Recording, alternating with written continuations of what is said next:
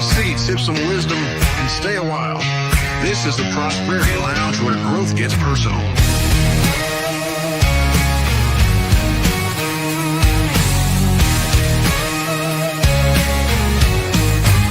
Step inside, we're breaking chains.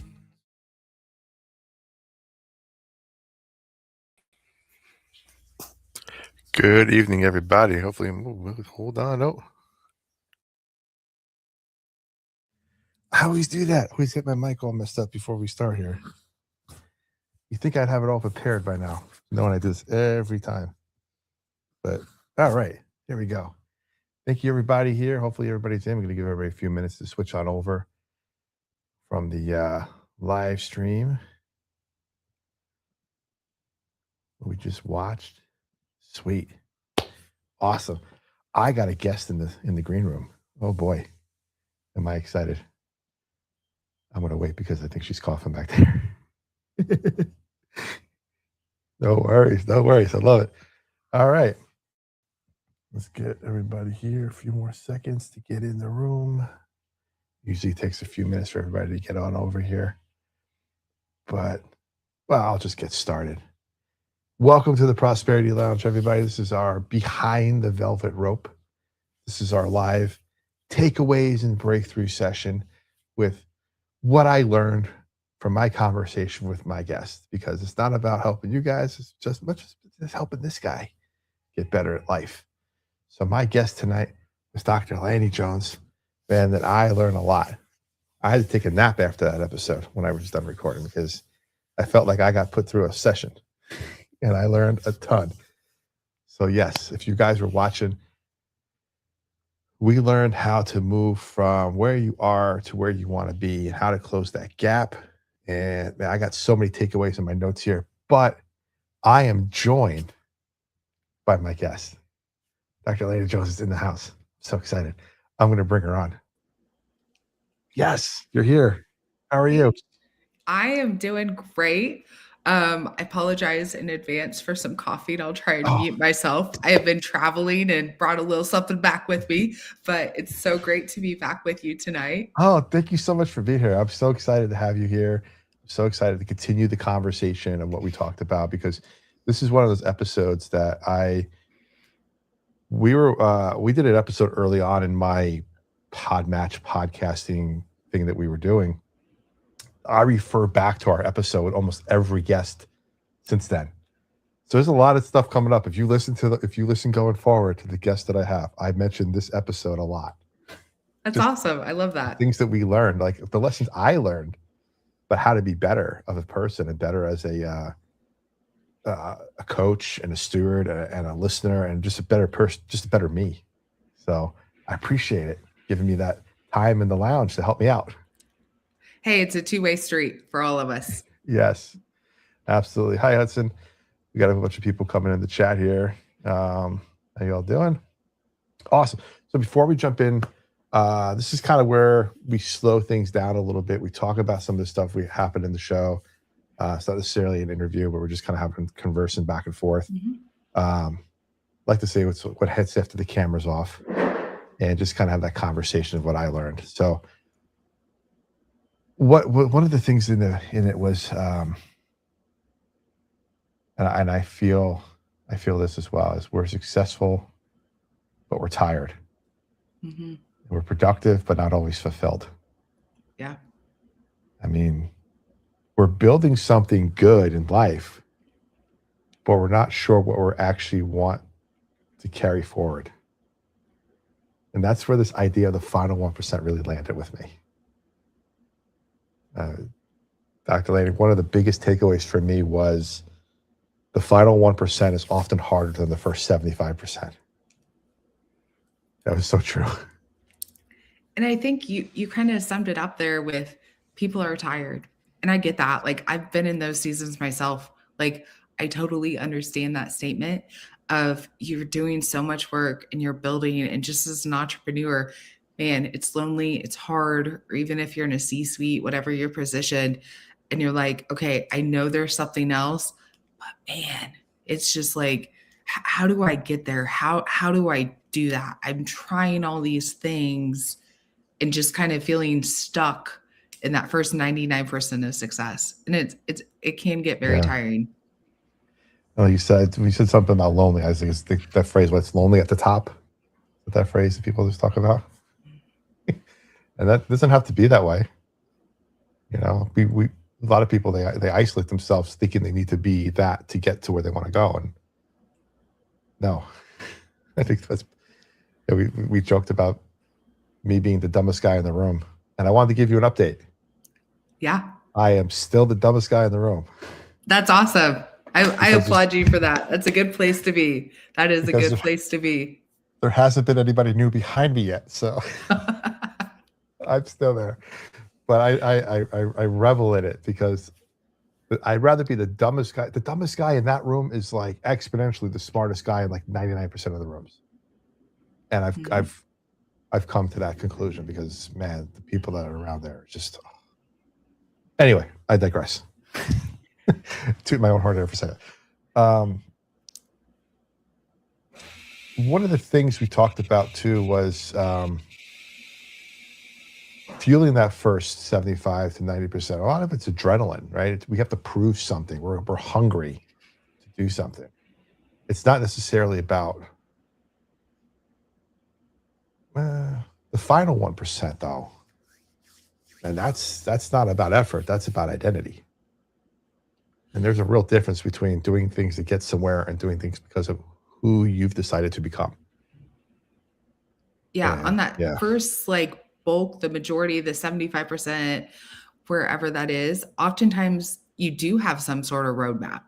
Like yeah, there are clear KPIs or metrics, or how do you build this? How do you do this? Even going back to, do you need some formal education for it? Do you need to go get that first business loan or line of credit? Like whatever those steps are, there's often a general map, but with that last 1%, it's not quite so obvious because it's a lot of the mental work. It's the identity piece. mhm, Like you said, it's not so clear cut or obvious because if it was, everyone would be doing it or more people would be doing it than they are. And so, yeah, it's not the simplicity of just go do X, Y, and Z and poof, there you are. yeah. It's also the most exciting time is that first 75%. You know, or whatever. For me, building a business is like it's like Christmas morning, unwrapping gifts. I'm excited. And then the final 1% is like kind of like now, the end of January, the holidays are over, it's dull, it's snow, it's like this really bad winter yet feeling outside. We're in Yep. an ice storm right now here in East Tennessee. It's like, ugh, I don't want to do anything else. I'm done. I'm fine where I'm at. That's kind of I get the feeling that that's kind of what it's like. But if you get through that, that's when springtime comes, it's summer, and then you're excited, and then you're kind of like happy again. So you got to fight through the doldrums of that to build where you want to be. Yeah, and that's why so many people give up along the way because Yeah, they find that the doldrum, the ice storms, the deserts, yeah, whatever it is just too long when really they're like the closest they've ever been to that breakthrough, but they stop just short of it because they get yeah. tired and they say, okay, I'm done. I guess I didn't have it. I guess wasn't made for it. It wasn't part of my story. And then Mhm. they just walk away from everything they've been working so hard for. Yeah. Once you kind of settle down from all the excitement of growth, you have to start answering the hard questions of why am I really doing this? Who am I building this for? If I saying yes out of habit, not purpose? Mhm. That's when you start getting uncomfortable. When you have to start Yeah. answering those internal questions. Really like why? I've had to do that recently actually with the podcast because we're growing so much and I'm just going through the motions of interviewing and Mhm. putting episodes out and trying to uh, inform, educate, and also entertain that I'm tired sometimes. And I sit there and go, why am I doing this? And then I get a nice comment or something. And I'm like, oh, that's why I'm doing it. And so you start asking those questions and it's like, okay, no, I want to live in the 100% of this. So I've been changing what's up here. Thanks to you. Well, I thank you for creating the space to have these conversations. Because yeah, a lot of people, when you say like you're a psychologist, I've definitely had to work through that with some of the leaders I've worked with, like where no organization has brought me in because they're like, I don't need a therapist. And I'm like, okay, we don't hide the fact that I'm a psychologist, but I am not here for your therapy. So you're in luck that you don't need a therapist, and that's not what we're doing here. Yeah. But Because if you did need a therapist, this session would cost you a lot more than we'll charge you right now. Oh man. Second breakthrough I had. Second breakthrough is we don't fail, we default. So another moment that really stuck with us when we talked about default wiring. Yep. You know, we're designed to seek comfort, efficiency, familiar patterns. Mm-hmm. And a lot of us sometimes think of it as a weakness, but it's not, it's survival. And what happens is what we don't understand is that growth lives outside of that default setting. And most of us don't want to leave our comfort zone. Yeah, because that takes a lot of work to get out of your default settings, which is why habits don't stick. We've just passed the quitter's day, you know, for New Year's resolutions, right. Where most people have given up by the time because they go to the default because it's the path of least resistance. And when other areas of life are harder, requiring more effort, okay, this wasn't a critical piece. They don't see it as this wasn't something that had to get done today. And so then it just falls to the wayside. Another thing falls, and then we're right back to where we started. Yeah, we start telling ourselves, this is good enough. Mm-hmm. I'll circle back later. Now it's not the right time. I'll wait to the beginning of next month to start. And then what we end up doing is we slowly are trading our intentional growth for just a comfortable. I wrote this down. It's not on me, off the top of my head. We trade intentional growth for comfortable competence. Thought that was pretty impressive. Thank you. No.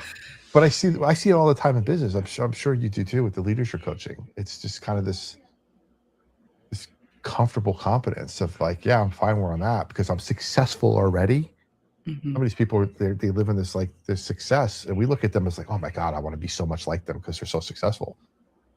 But they're not even in their 100%. They're comfortable where they are. They're scared to take steps. They're scared to make changes. Man. And I think there's also this misnomer of when we look at people who are, you know, seemingly more successful than us, have the higher rank, title, whatever it is, we're like, oh, I can do that if I would get there, you know, if I was just given the opportunity. But yet they don't understand really those nuances of all those little extraordinary things that these individuals are doing to get outside of just their default settings. And then they get into it and they get in over their head and they're like, oh, I thought this was going to be easier. Or, you know, they made it look so easy. I mean, that's basically one of the biggest compliments is when someone has arrived and they make it look easy, but yet you've been around enough to know, oh my gosh, it's not easy at all. There's nothing easy about what they've done. Somebody handed me $1 million, I'd be successful too. Right. Yeah. Yeah. Those one-offs. Yeah. Oh, yeah. It's people don't just blow things up. I mean, we see that sometimes when people blow up relationships or blow up their finances or a business or just have a meltdown as a leader or whatever. It's not as common as the news or social media makes it seem, right? It just happens. But people just stop refining. And so we talked about that final 1% requiring conscious decision, not autopilot. And I think that's so important for people to understand as well.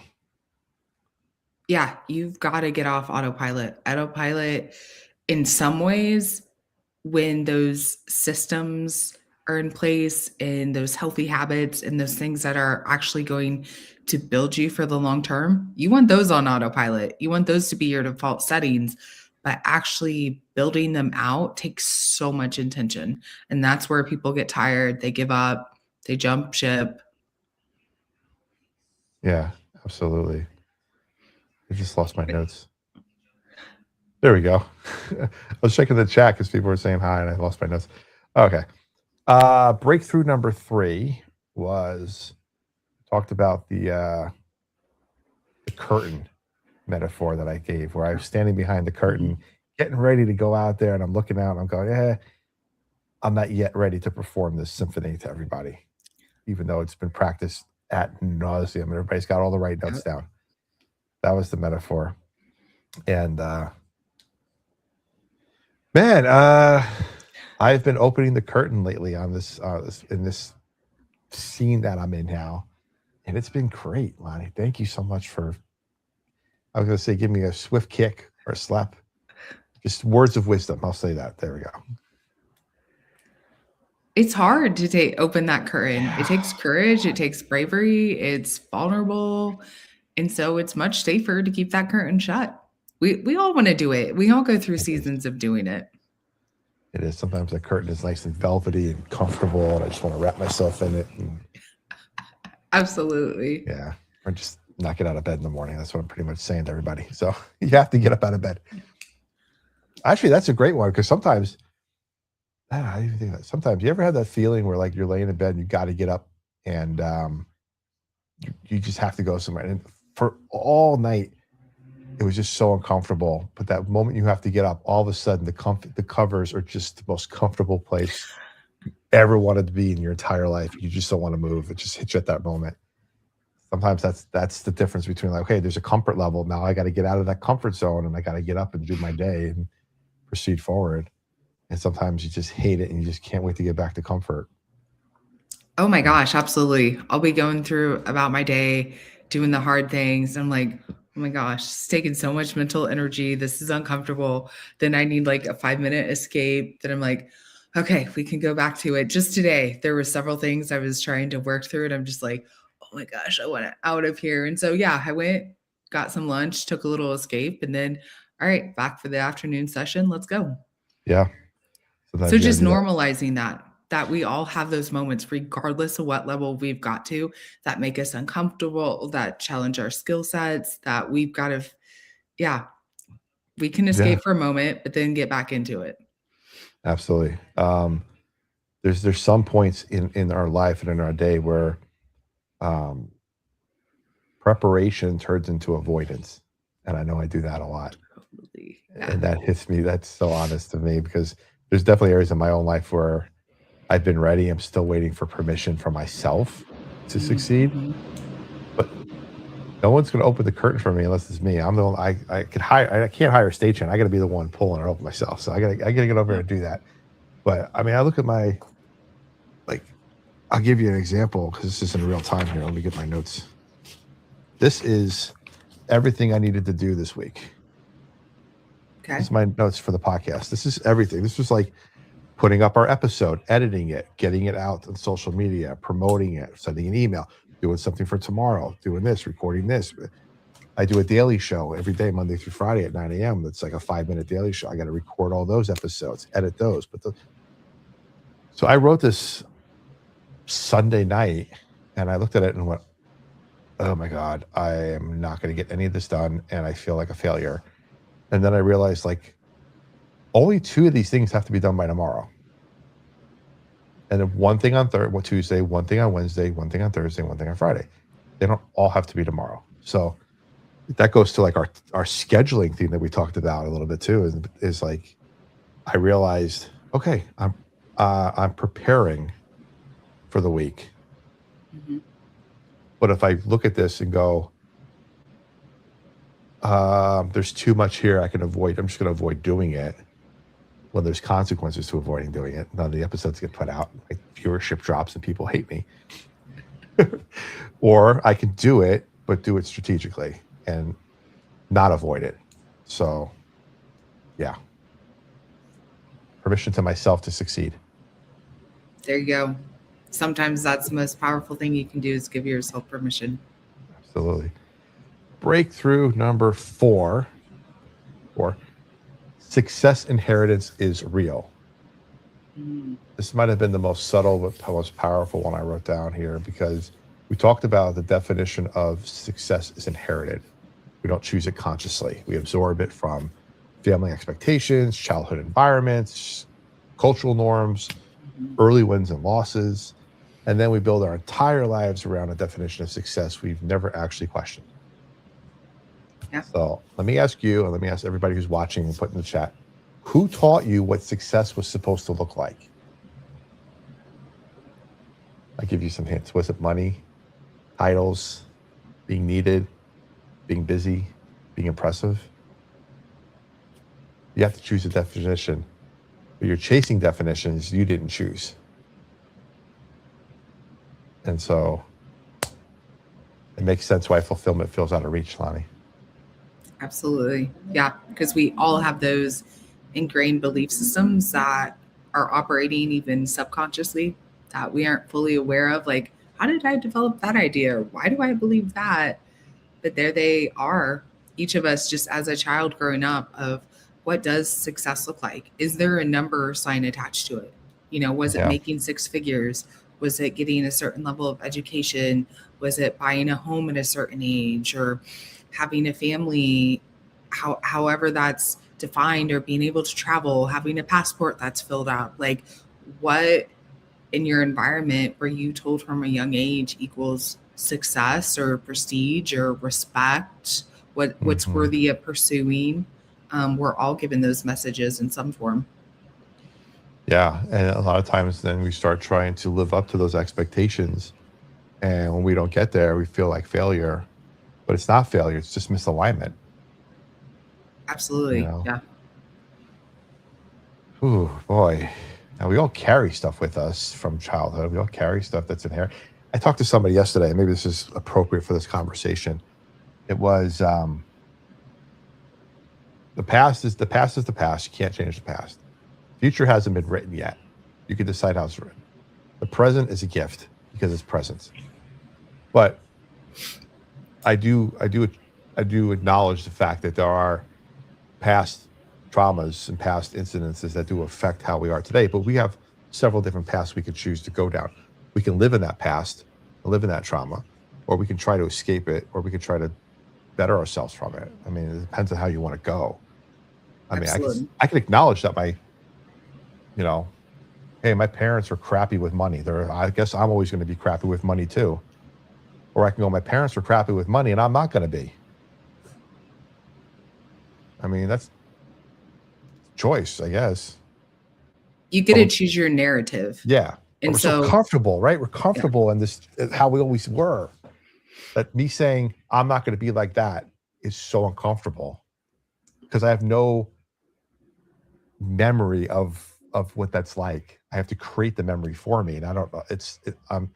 I'm uncharted waters. Yeah. And the great thing is you can rewrite your narrative at any time. Like, yeah, you can't change the past events, but you can write the narrative. You can change it from victim mode to victor to hard learning opportunities to, oh, woe to me, poor me, to I didn't have all these opportunities, to, oh, I built resilience and grit and determination, or I built more problem solving skills or creativity due to my circumstances. And so, yeah, at any age, you can always rewrite your narrative. Oh, boy. I should have paid better attention in English class because writing is tough.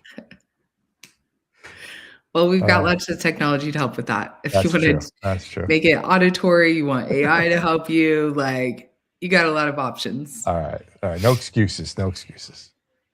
Okay. Breakthrough number 5. How many breakthroughs did I write down, first of all? So you know. I was kind of curious too. I'm like, wow, we're still going on those. Okay. I got 6. breakthroughs. Okay. Breakthrough number 5. Decision fatigue is a legacy killer. Mm-hmm. This one tied directly into what I see with business owners just about every day. Decision fatigue isn't about having too many bad options. It could be about having too many good ones. Yes, absolutely. Too many opportunities, invitations, ideas, requests. Without a clear filter, everything feels important, which means nothing gets the focus it deserves. Yeah. Oof. That hit hard for me. Hit hard. That's one of those we just gotta circle back, check in, see where we are on it. Have we drifted? Yeah. To keep it front and center. No, I had a couple of tough decisions at the end of the I was in a bunch of different networking groups. That was great, but at some point they just weren't doing it for me where I needed to be.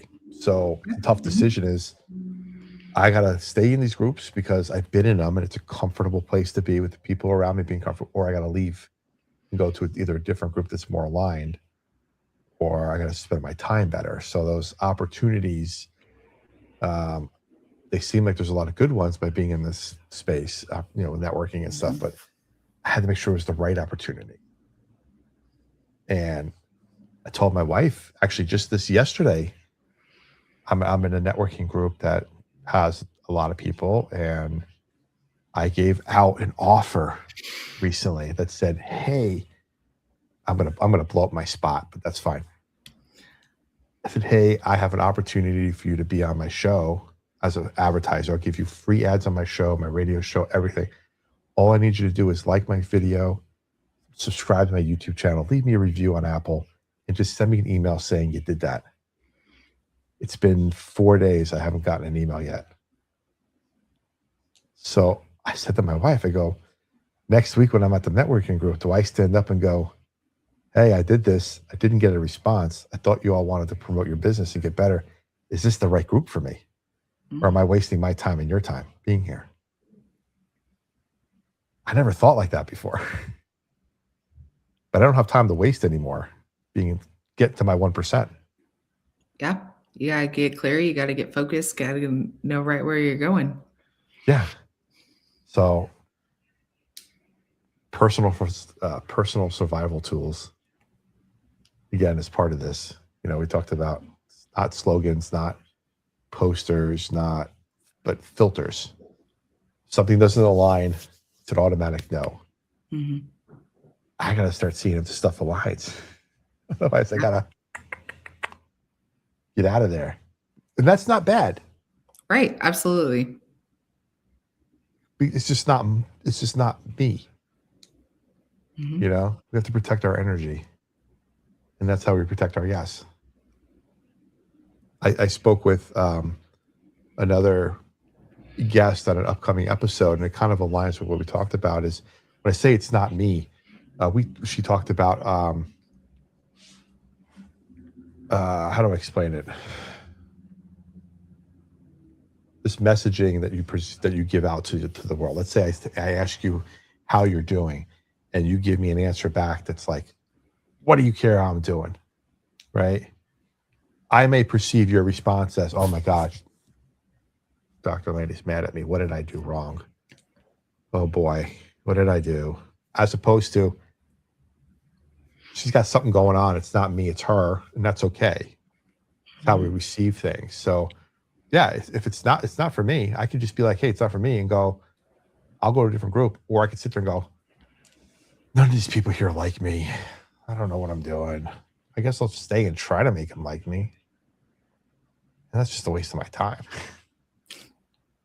And then we fall into those bad habits again. We're never going to get there, doctor.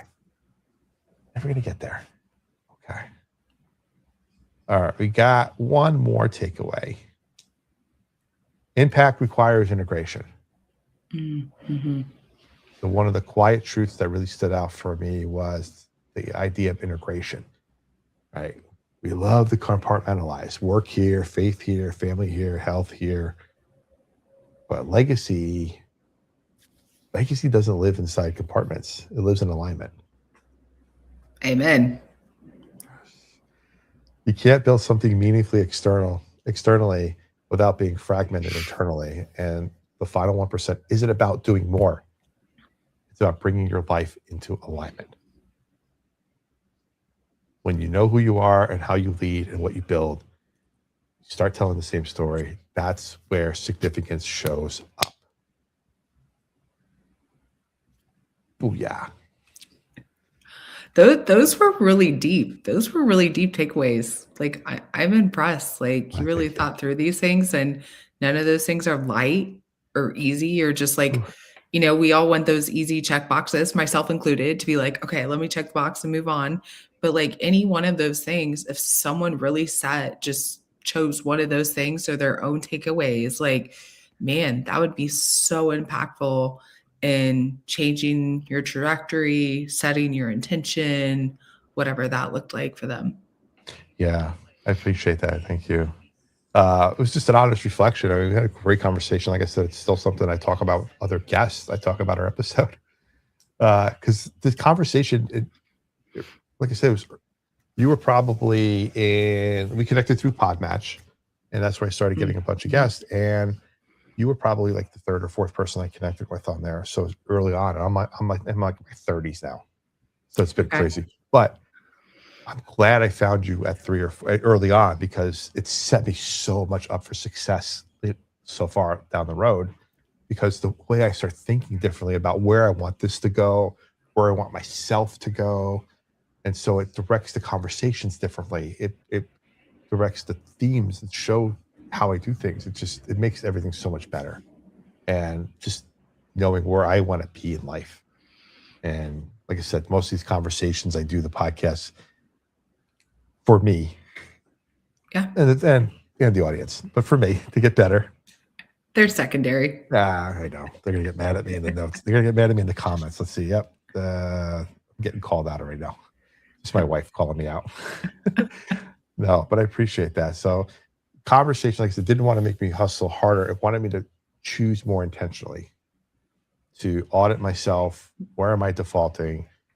What voices have I given a seat at my table to? Which is very important to understand for people, because we give voices to the wrong people, and we give power to the wrong people all the time. And it's okay to do an assessment of yourself and the people around you and fire people from your life. Exactly. Yeah, you might need to fire them personally, professionally. Now, to be clear, I'm not advocating ghosting. Ghosting is like not a healthy behavior. Just throwing up boundaries out of anger, resentment, also not healthy things, but removing people quickly when you need to. Absolutely. When you go about it out of a healthy manner, absolutely. Yeah, and stop treating the final 1% like an optional upgrade. Start treating it like the difference between success and legacy. Yeah, because it is. It definitely is. Now, I'm going to do something here. I'm going to show up. See, I love doing stuff in real time because I just talk through what I'm doing here. We are going to share your website. There we go. Look at that. HBL Advisory Group. And it's Dr. Lani Jones. I see Lani, it's Lani, right? Lani. Yeah. Annie with an L. I know, you told me that a million times, and I catch myself, I don't know if you caught myself a bunch of times, kind of like speeding over it. Like, Dr. Lani Jones, like I didn't want to commit to one way or the other, just in case. Lani Jones, yes. So it's drlanijones.com. Here's your website here. Click on services. You got your start here. The complimentary 1-hour advisory session. God, I'm going to probably take you up on that myself. Alrighty. I look forward to it. We'll have fun. Absolutely. And then what I love down here is the free guide, the final 1% starter kit. We talked about that in the episode.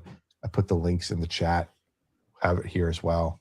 Final 1% starter guide. Get the free guide. Book your session. Get the free guide. Get an hour of Dr. Lani's time, because it is well worth the upgrade you're going to have in your life just by talking to her. So, anything else you want to promote? I just want to thank you for these conversations, creating this space, because these are topics we need to normalize. It doesn't have to be all therapy-y and, get on my couch kind of thing. But just as a leader at any level, you've got to do some of that internal work. You got to, take an assessment, figure out where you're at, where you're going, and such. And so just normalizing a lot of these topics is really key for a lot of people. Thank you so much. I just realized we didn't even talk about imposter syndrome. Oh yeah, I Oh, like that that was a topic. huge takeaway too, man. I was like, I'm over that. So I don't. No, you never. It wasn't one of my breakthroughs. So I was over it, but I'm not over it. But I'm over And that's okay that you may never be over it, because as long as it's leveling up in imposter syndrome, it's not the same imposter syndrome. But as you level up, as you scale your business and get to that new level, then you're like feeling it again, it. getting Yeah. uncomfortable. Like that's okay as long as our imposter syndrome keeps changing. Well, perfect. I'll give you an example of that for the audience here.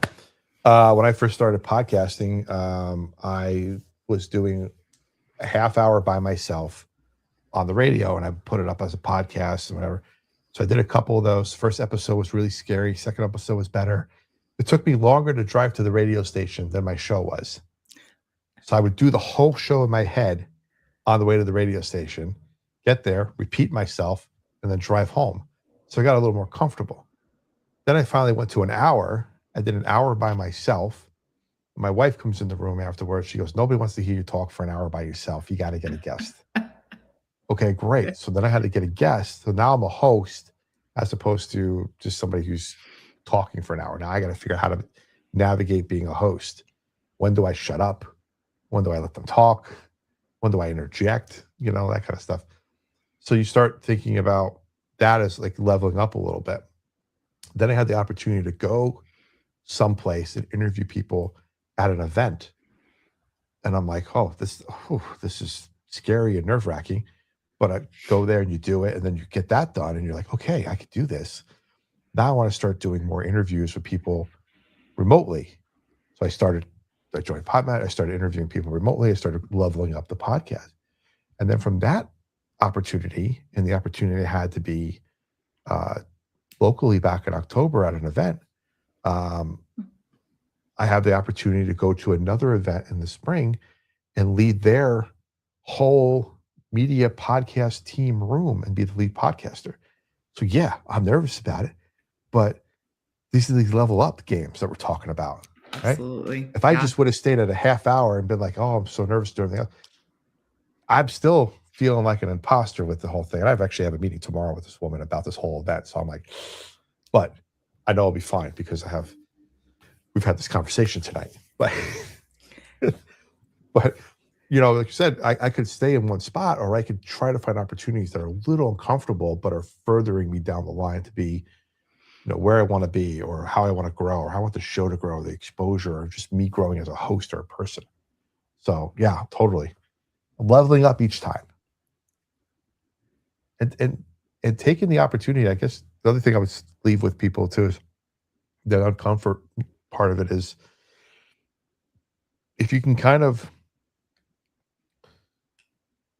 look at the potential no as a not right now, as opposed to a definitive no, Yep.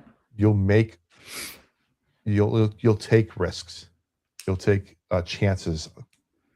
Like I've emailed some people to come on the show that I would never have emailed before. Like there's no way this person's gonna even look at my email.